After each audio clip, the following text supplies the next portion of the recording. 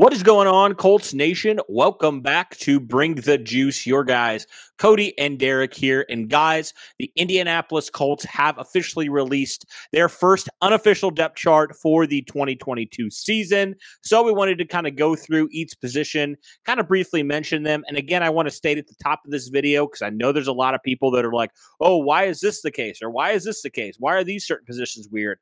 This is an unofficial depth chart. So, a lot of this is subject to change. This isn't going to be the final 53-man depth chart right away. But nonetheless, we thought we would talk about it, kind of give our thoughts overall on potentially some position battles that we've kind of been questioning about. There's a few interesting ones for sure that we're going to talk about today. So without further ado, guys, let's get into it. All right, let's start here with the offense, specifically talking about the offensive line, because I know there's been a lot of debate, Derek, about left tackle, and kind of to nobody's surprise at this point, Matt Pryor is listed as the number one starter right now for the left tackle position, with Bernhard Raimann backing him up. I really don't think we have to say much about that, except that's kind of what we expected, right? Yeah, absolutely. We've seen it all in training camp so far. Matt Pryor's been the clear number one and has had all of the starting reps for the most part. So it makes total sense Matt Pryor be the one to start right now. Yeah, I mean, it really is what it's been happening with Bernhard Raimann. Is people have been saying he's been like a sponge. He's been soaking up every piece of intel that he can get. But right now, he's just leaping bounds behind Matt Pryor right now. He's just not ready at this point. So, it's how it is. I mean, not every guy that you draft, is going to be ready to go right off the bat. Bernhard still has a lot of things he still needs to figure out. He still needs to get stronger. And of course, maybe towards the end of the season, we see a different Bernhard Raimann. But as it stands right now, Matt Pryor definitely deserves to be the number one. Absolutely, for sure. He's a little bit more experience in this offense and stuff. So that does definitely give him the leg up immediately right off the bat. So we'll see if Raimann maybe, kind of shortens the gap here as the season goes along for that starting left tackle. But right now, as it stands, he is your starter at left tackle. Moving over to the other offensive linemen, nobody really of surprise here. You got Nelson, you got Kelly, you got Danny Pinter at right guard, Braden Smith at right tackle. Yeah. Kind of some of the key backup guys here. As I look, it's interesting enough, Derek, left guard right now is Jason Spriggs, and right guard is Will Fries, which I thought was interesting. And the backup right tackle is Ryan Vandemark, according to this. So kind of what are your thoughts overall? I know obviously with Dennis Kelly missing time, that's probably a factor as well into why he's maybe not up there right now. But what are your thoughts? And also want to mention Wesley French as well as your backup center. He's an undrafted rookie as well. What are your thoughts overall on kind of the key backup guys here? Well, it is nice to see Wesley French getting that backup role there, but we all kind of assume that if something were to go haywire, then Danny Pinter would move into the center role, and you would either have Fries or Spriggs be in that role, right? You and I kind of talked about it. I think it was early last week, where we saw, I think it was Kelly did go out, and then Pinter went to center, and then Spriggs was at right guard. Which was funny because now you have Spriggs as the unofficial backup left guard, and then Fries is at the right guard. I mean, obviously we've seen Will Fries do both responsibilities, so it's not like we don't think he can't do it. Obviously you feel comfortable with either Fries or Spriggs jumping into either role, I think, at that point. So yeah, it really is interesting to see Dennis Kelly, being the third stringer behind Ryan Vandemark at that right tackle position. You're right. Dennis Kelly being out for an extended period of time. I understand the first unofficial depth chart. Vandemark is going to get the odds of that because Vandemark is available. Vandemark is going to, he's fighting for the same reps as Kelly is right now. So, of course, when the Colts roll in to Buffalo this upcoming Saturday, you're going to see a lot of Vandemark at the right tackle position. So I think that was ultimately why that was there. Does that mean Dennis Kelly's not going to be the number two behind him? I don't think that's the case. But as of this moment in time, Vandemark is available to get those reps, and that's why he's the number two. Absolutely. All right, moving right along to the other skill positions that we got to talk about. We'll start with running back first. Jonathan Taylor, then you got Nyheim Hines. And funny enough, two guys that aren't listed as kind of the primary backups. The two guys that are is Tyson Williams and Devontae Price. The two guys that aren't, Philip Lindsay and CJ Verdell, and also obviously Dion Jackson as well. Do you really worry about that? What are your thoughts on that? Do you think it's just kind of a weird situation, or do you really think these other guys are going to get first looks besides these other two guys? It'll be interesting. I think that the way it's lined up, I think Philip Lindsay right at this moment is the number 3, but when you're looking at it from the perspective of Tyson Williams and Devontae Price maybe getting those looks, it doesn't surprise me that those are probably going to be the names that you see the majority of preseason. So we'll keep an eye on that, obviously, but I still think Philip Lindsay's going to get the number 3 spot from the way we're looking at it there. But Tyson Williams, I would not put it past him to potentially steal that.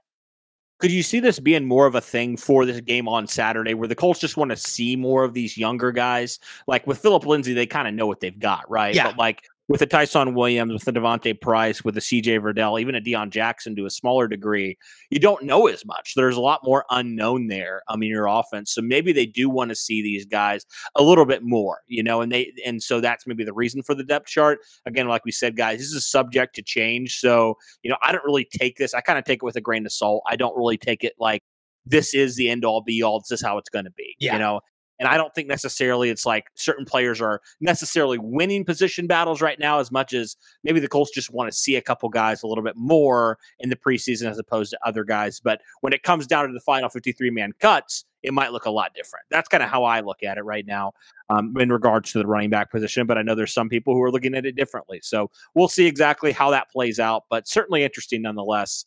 All right, let's move over to the wide receiver position right now. So the top 3 guys, you have Michael Pittman Jr., obviously, you have Alec Pierce, and you have Paris Campbell in the slot. So those are your top 3 guys, and then right behind as the backup to Alec Pierce, you have Desmond Patman.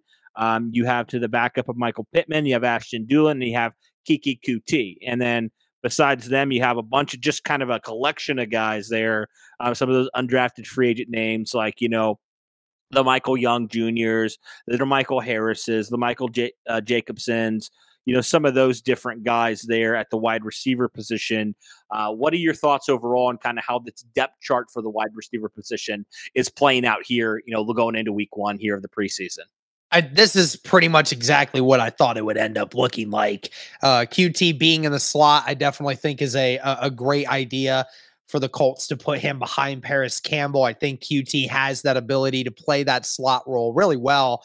Patman lining up behind Alec Pierce and Dulin behind Pittman makes a ton of sense. Patman has been making plays. Dulin's been making plays. QT's made some plays. So makes total sense that those 3 guys are going to be your primary backups for this kind of situation. And we'll see if any of those guys start making plays in the preseason to cement themselves to remain on this roster. Yeah, absolutely. All right. Tight end position. It's time for that. Yes. I know that's been heavily debated. What are the, 2 to 4? And I thought this was quite interesting. Colts obviously have Mo Alley Cox as a number 1.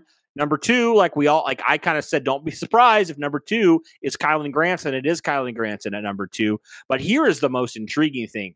Jelani Woods is listed as tight end number 4 right now, according to the depth chart, with Andrew Ogletree listed as the primary backup to Mo Alley Cox. What are your thoughts on that one, Derek? That one was a little bit of a shocker to me.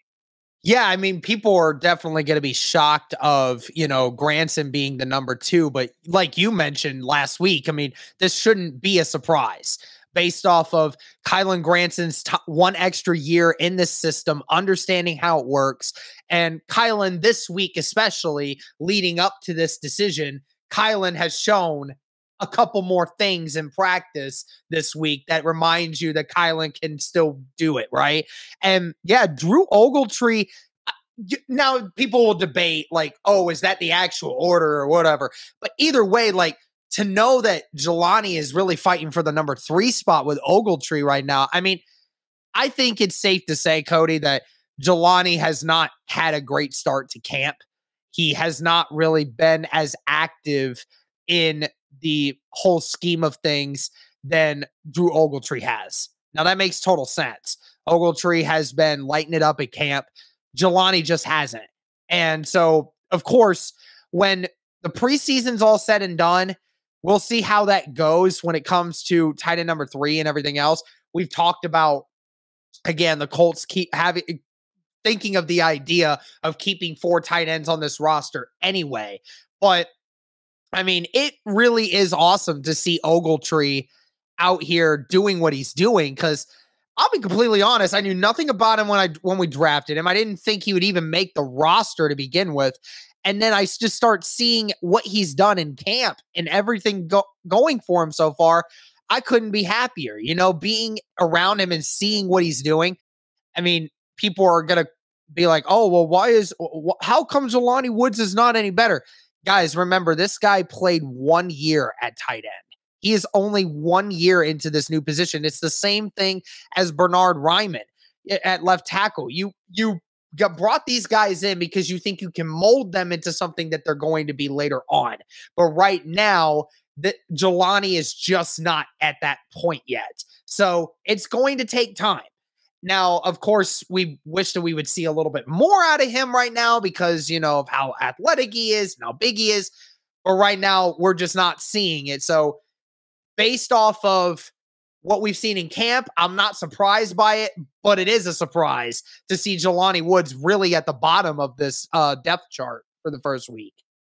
Yep. And again, he has plenty of time to maybe build his way back up and get more playing time this year. But yeah, I think a lot of things we didn't consider, like you talked about, just the inexperience at the position. Like it's enough to learn a new position, but to basically only have 1 year and then you're at the pros, like that's going to take a little bit of time, no matter who you are. So not really shocked that Jelani's maybe taking a little bit more time, to come along than maybe everybody else anticipated. So, but definitely think he still obviously has tremendous talent. He obviously has the size, has the metrics. So we'll see what he does in the preseason. I know he's kind of struggled with some drops so far in camp. So hopefully he can get those things solved and just continue to grow as a tight end. And I think the great thing is he doesn't necessarily have to come in and be a week 1 starter for you. Like he just could be more of a situational player. Or if he's not ready, he could just take a year or two to really start to develop his craft as an NFL tight end. So yeah, he's still a little bit raw. We'll see exactly what that looks like for him, come this next season. So, but right now, yeah, he's sitting at tight end number 4, according to this unofficial depth chart, which is subject to change. All right. Let's move over now to the defense. Let's talk about the defensive line first. Nothing surprising here.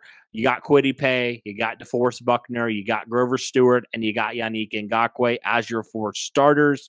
Your back up to Kwity Paye, Tyquan Lewis. This was a little bit interesting. Backup to DeForest Buckner is RJ McIntosh right now. No Curtis Brooks right now, at least, as your backup guy there at the 3 tech. And then you got Eric Johnson as your backup to Grover Stewart at that 1 tech position. And then you have right now your backup to Yannick Ngakoue is Ben Banogu. What are your thoughts here on the 4 starters, obviously, and then the key backups here, at least according to this depth chart? Well, the 4 starters is no surprise in any way, but Dio's not in the rotation for the backups right now, and that's weird. I don't know. Like, I mean, obviously, I think there's a reasoning. I think that just Dio's skill set is kind of odd to like put into one position. I don't necessarily know like what the Colts are going to do with him specifically. I know people are probably going to be like, oh, okay, Dio being the 3rd string defensive end is kind of odd. It is a little odd. That's why I don't think it actually really means a lot. I really think that there's a different reasoning for that, but I think it might just have been the fact that the Colts were not going to specify him as a defensive tackle because they want him to remain off the edge, but you felt so comfortable with Tyquan Lewis on the other one as a defensive end, but then you had to but then Ben Banogu fills that role, that Leo role more specifically, right? That's kind of how they want it to look in that scheme, but don't expect this to be a thing where Dio is not going to get as many reps as he does get. I still think Dio is going to be utilized in this system a lot, and we're probably going to see quite a bit of him in the preseason if I had to guess.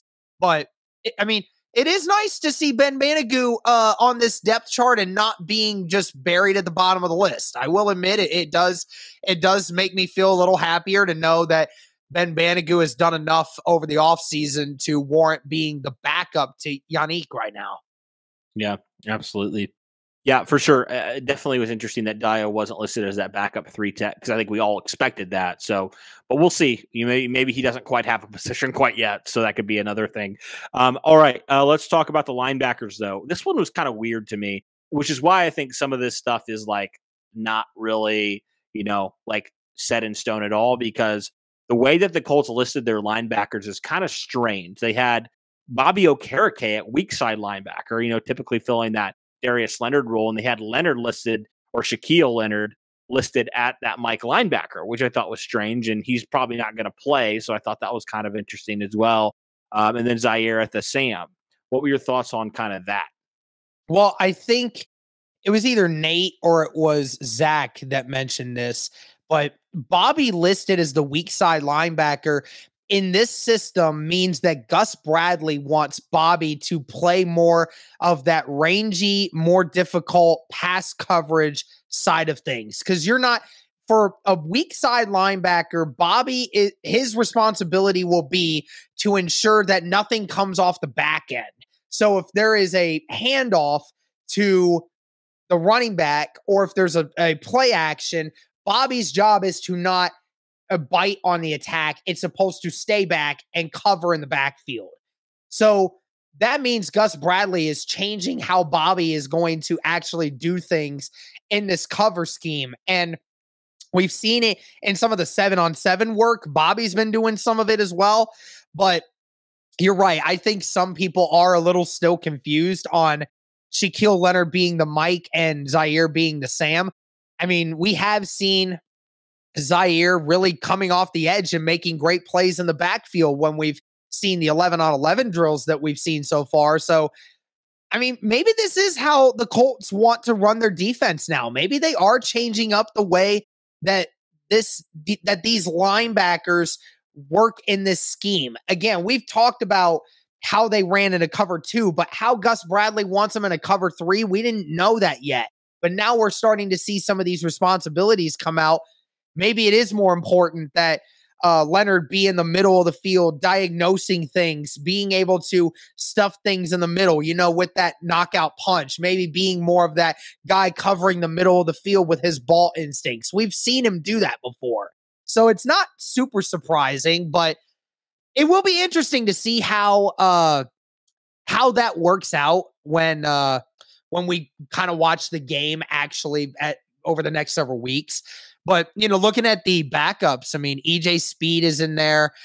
Forrest Ryan and JoJo Domain are definitely the guys that are fighting for the backup roles as well on the linebacker spot. I mean, you and I can tell, are praying for JoJo to ball out in these preseason games. Because if he does, I mean, it makes total sense that he makes this roster.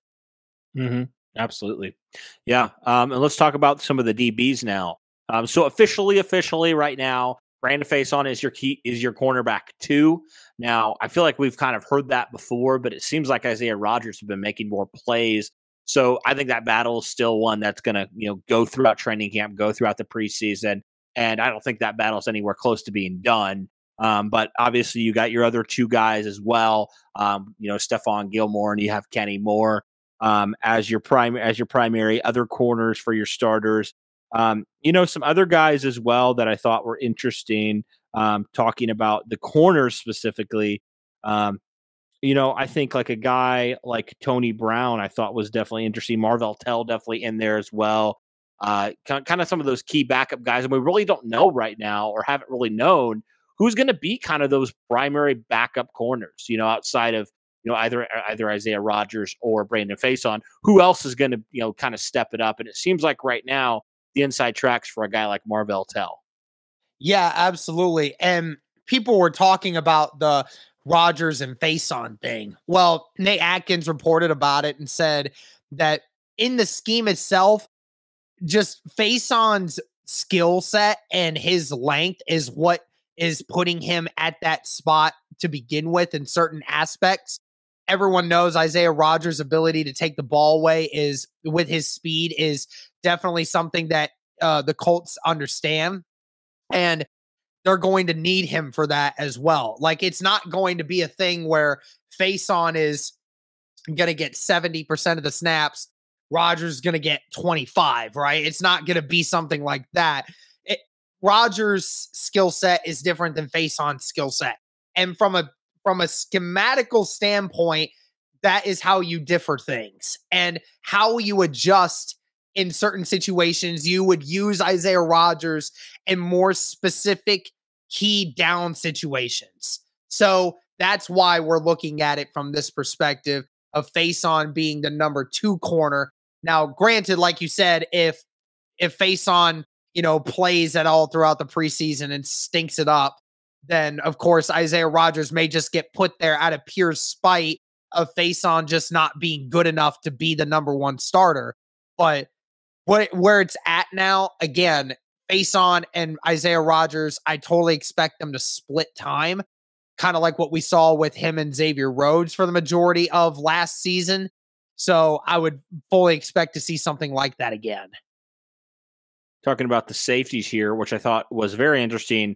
You have Julian Blackmon as your starter free safety, but you're also your starter at strong safety was Nick Cross. Nick Cross is your starter right now, and you have Rodney McLeod as your backup at strong safety behind him. But your backup right now for free safety, I thought was interesting, is 7th round pick Rodney Thomas. I thought that was definitely an interesting thing to see that he is, over a guy like Armani Watts right now. I know he's been injured, so maybe that is a factor into that. What are your thoughts kind of on the safety position?